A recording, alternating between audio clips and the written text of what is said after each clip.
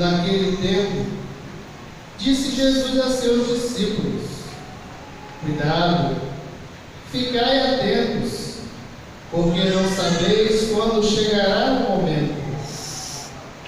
É como um homem que, ao partir para o estrangeiro, deixou sua casa sob a responsabilidade de seus empregados, distribuindo a cada um sua tarefa, e mandou o porteiro ficar vigiando.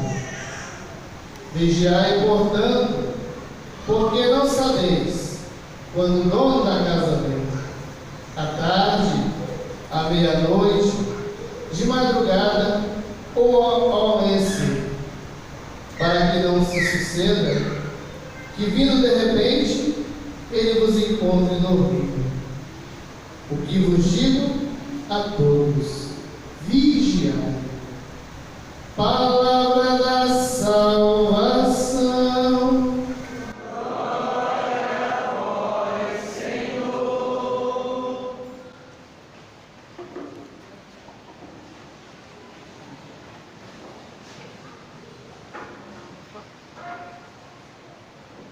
Ficai atentos, que não sabeis quando chegará o momento. Essa talvez seja a dimensão mais evidente do tempo do advento, a expectativa. Mas hoje eu queria partilhar com vocês 3 dimensões do advento: memória, presença e espera.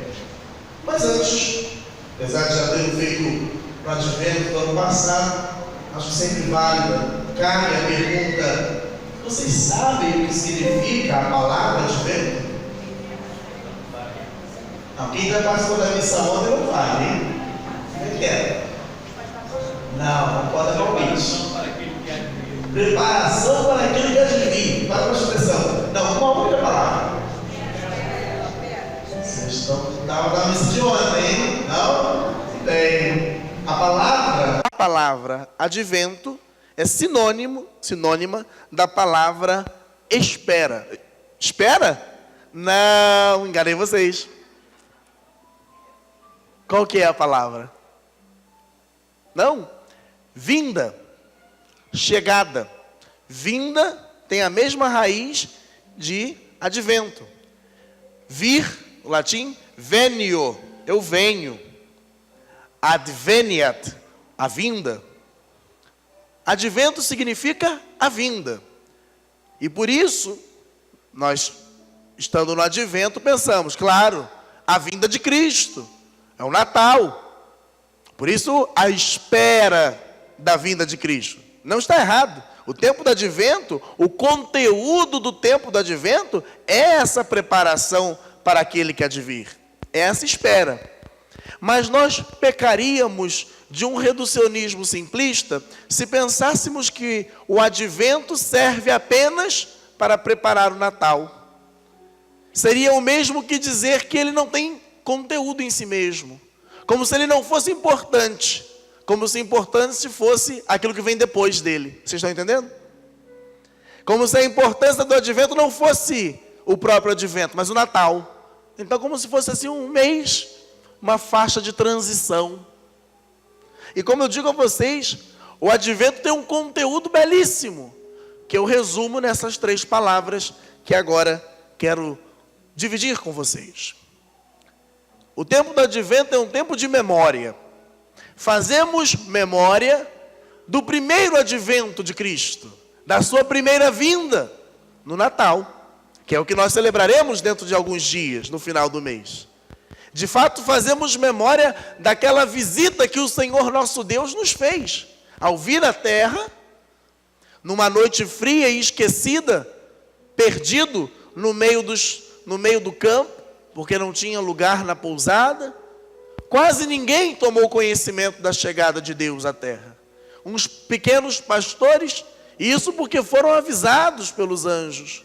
Vejam que Herodes, quando recebe a visita daqueles que ficarão conhecidos como reis magos, ele manda matar, com medo de perder o trono, as crianças de 2 anos para baixo, Por que ele não mandou matar os recém-nascidos? Porque já fazia tempo que Jesus tinha nascido. É porque a gente põe os reis magos junto no presépio e a gente pensa que eles estavam lá na noite de Natal. Não, muito tempo depois, mais de ano depois. Por isso que Herodes decide mandar matar crianças de 2 anos para baixo. Então vocês vejam, veio, quase ninguém ficou sabendo, desapercebido. E então o tempo do advento, de certa forma, nos faz lembrar dessa vinda de Cristo e nos faz pensar se queremos permitir que Jesus continue vindo sem receber pousada, sem ter alguém que o receba, sem ter alguém que o acolha. O tempo do advento é então um tempo de memória, de lembrança. Mas lembramos que esse mesmo Deus que veio ao mundo se encarnou, ele mesmo diz: eis que estou convosco todos os dias, até o fim do mundo. Então ele está já no nosso meio. Já está no nosso meio. Por isso é presença.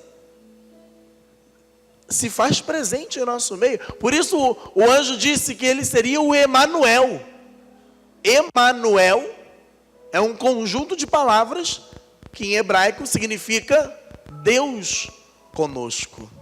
Deus no meio de nós, para ser mais preciso. Deus entre nós. Então ele se faz presente.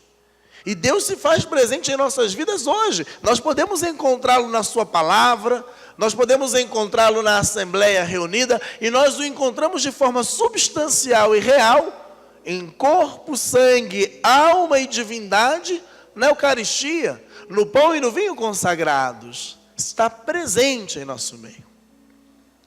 No entanto, ainda não estabeleceu plenamente o seu reino. Estamos ainda nessa fase da expectativa da sua segunda vinda, do seu segundo advento, quando ele virá, não mais como que escondido, mas de uma vez por todas, em toda a sua glória e poder. E hoje Jesus fala no Evangelho especificamente dessa segunda vinda. Se você veio à missa ao longo da semana, você já ouviu aí várias passagens em que Jesus estava falando do fim dos tempos.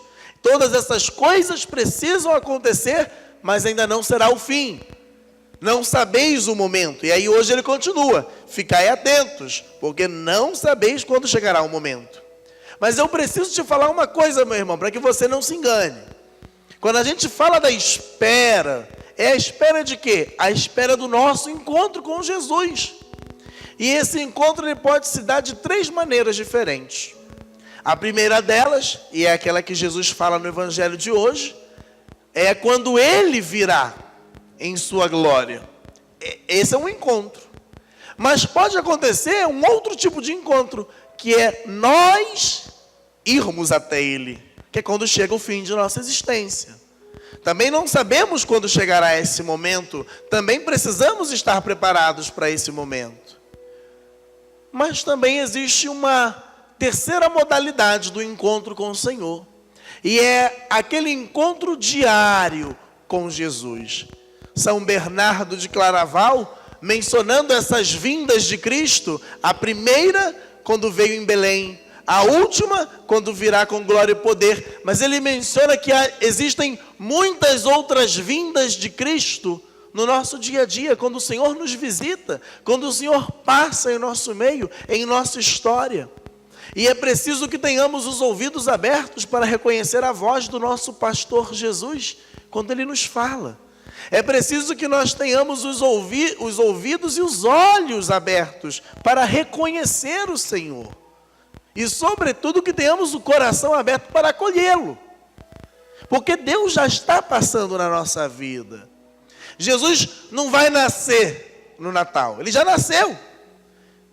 E ele quer continuar nascendo em nossos corações, mas para isso ele precisa encontrar abertura. Você não precisa esperar até dia 25 de dezembro para dar acolhimento para Jesus no teu coração. Você pode dar hoje. Por isso eu fico feliz com você que você está aqui hoje manifestando justamente esse acolhimento, esse coração aberto que se prepara para receber o Senhor. E aí Jesus, no evangelho de hoje, usa uma imagem interessante. Ele fala do porteiro. Esse homem que viajou para o estrangeiro, mandou o porteiro ficar vigiando. Agora você imagine só, você porteiro, não tem ninguém para te substituir, você tem que ficar lá o tempo todo, não pode sair. E você precisa vigiar quem entra e quem sai. Nós precisávamos ser melhores porteiros do nosso coração, para ver o que está entrando, o que a gente está deixando entrar no nosso coração. Muitas das vezes nós nos surpreendemos com o que sai de lá de dentro, mas para poder sair do nosso coração antes teve que entrar. E às vezes o problema é esse, a gente não está velando o próprio coração, não está protegendo o coração. E às vezes estamos deixando entrar todo tipo de porcaria. E depois, quando aquela porcaria vem à tona, vem para a superfície, a gente se assusta. Meu Deus, como é que eu fui capaz disso? A gente colhe aquilo que planta. Precisamos vigiar o nosso coração, estar atentos. E por isso o tempo do advento é também o tempo para um grande e maravilhoso exame de consciência. Infelizmente, nós católicos temos um péssimo hábito de só fazer exame de consciência na hora que a gente vai se confessar.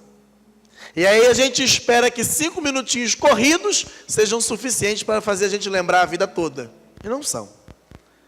Mas um católico que leva a sério a sua vida espiritual, que realmente quer ser santo, ele aprende com o tempo. Se você não sabia, o Padre está te dando esse conselho. Faça isso, você vai ver a diferença. Um católico que leva a sério a sua vida espiritual, ele faz exame de consciência todos os dias.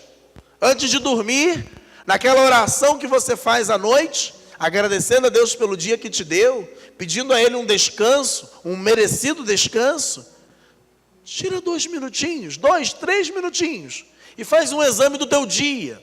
Avalia o teu dia, como foi? Será que no dia de hoje eu amei a Deus sobre todas as coisas? Fiz aquilo que Ele esperava de mim que eu fizesse? Amei e servi o meu próximo em todas as oportunidades que tive? Ou será que eu fui omisso em algum momento? Amei a mim, porque também temos que nos amar, hein? Amei a mim, cuidei da minha saúde, do meu descanso, do meu trabalho, da minha santidade.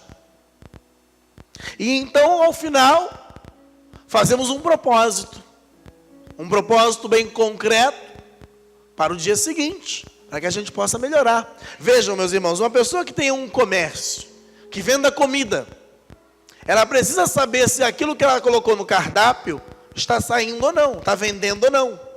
E de repente tem ali algum prato que não vende, que fica encalhado, que ninguém quer, ninguém gosta, ninguém compra.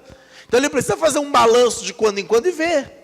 Tá, isso aqui eu não vou fazer mais porque isso aqui fica encalhado, eu tenho prejuízo, não serve. Por outro lado, tem esse outro prato aqui que todo mundo gosta, todo mundo quer. Então tem que investir nisso aqui. Na vida espiritual não é diferente. Poxa, Padre, depois que eu comecei a rezar o texto todos os dias, eu percebo que eu tenho mais discernimento na hora de falar.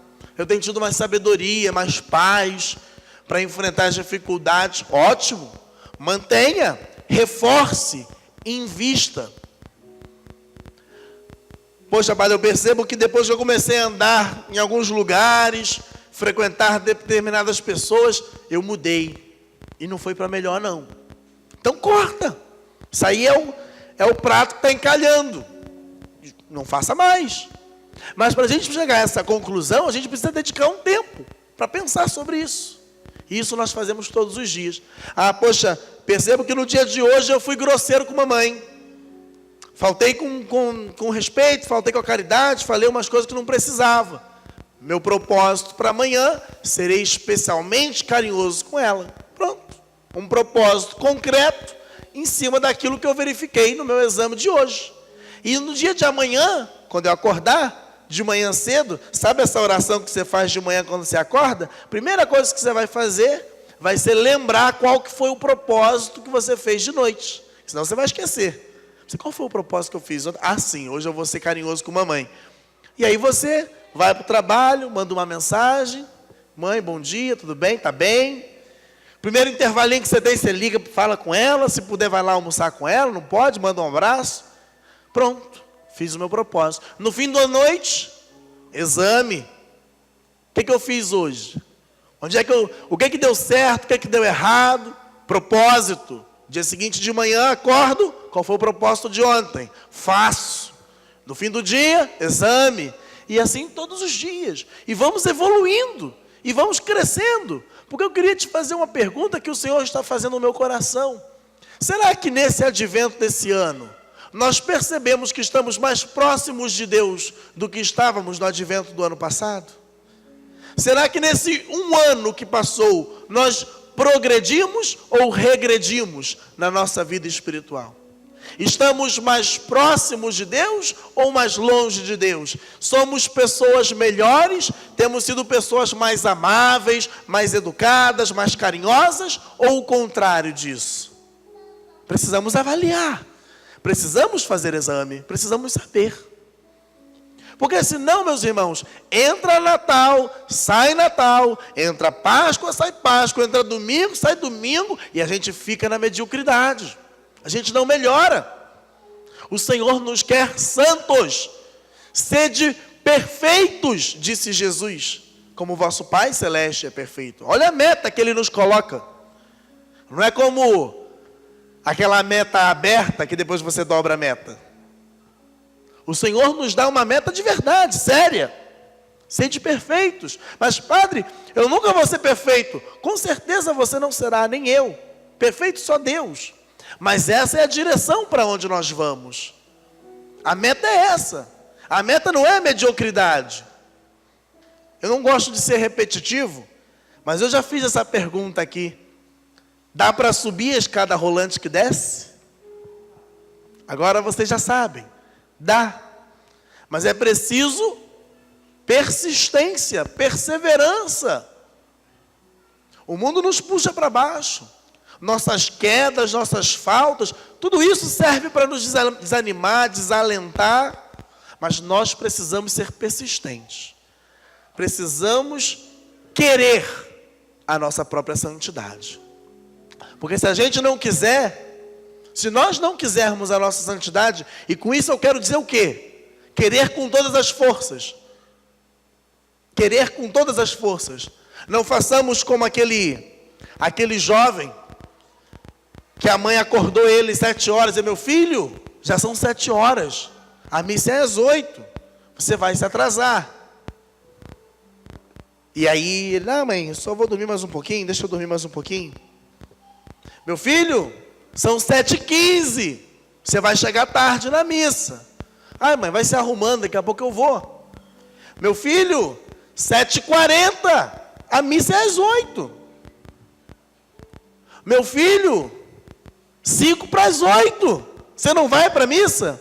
Mãe, eu já vou. Meu filho, você é o padre. Meus irmãos, nós não podemos querer só com palavras. Temos que querer com obras. Querer com fatos. Querer com empenho. Por isso Jesus nos disse: ficai atentos, para que não suceda que o Senhor venha e vos encontre dormindo. Eu lembro de um padre, amigo meu, que tinha chamado um táxi. Na época que eu ainda era seminarista. Já era um pouco tarde, pedi um táxi. E lá no portão esperando, vai vindo um táxi devagarzinho. Eu falei assim, acho que é o táxi, chegou. Passou assim uns 10 metros, como daqui lá na porta mais ou menos. Aí, assim, acho que não era, aí parou. Aí veio de ré devagarzinho, falou, o senhor que é o fulano? Eu falei, o senhor me desculpa que eu dei uma cochilada aqui, dormi. Como é que você entra num táxi que o motorista acaba de falar que dormiu? A pessoa que vai te conduzir até a sua casa dorme no volante, na sua frente, você vai entrar nesse... Ele entrou, rezando a todos os santos. Nenhum de nós confia ou confiaria a segurança de nossas casas a um segurança que estivesse dormindo, né? Pois bem, o Senhor confia em nós. Deus confia em nós. A cada um nos dá uma missão. E confia que nós vamos dar o nosso melhor. Que nós vamos fazer o nosso melhor. Ele confia. Não podemos decepcionar o Senhor. Não podemos defraudar a esperança de Deus em nós. Nós não somos perfeitos, nem seremos, mas vamos dar o nosso melhor. Que o tempo do advento seja para você, como para mim, um tempo de uma esperança alegre. Esperamos o Senhor que já está no meio de nós. Esperamos o Senhor que quer estar no meio de nós. Que nós também possamos querer estar com o Senhor. E então essa comunhão vai ser perfeita. E então Ele não nos encontrará dormindo, ao contrário, nos encontrará na expectativa diária. Diariamente nos encontraremos com Ele. Diariamente cresceremos em alguma coisa. E se percebemos que vamos retrocedendo em algo que não vai bem, corrigimos, pedimos perdão e seguimos em frente, sem desanimar, com persistência. Porque a meta é Deus e Ele está nos céus. Louvado seja nosso Senhor Jesus Cristo.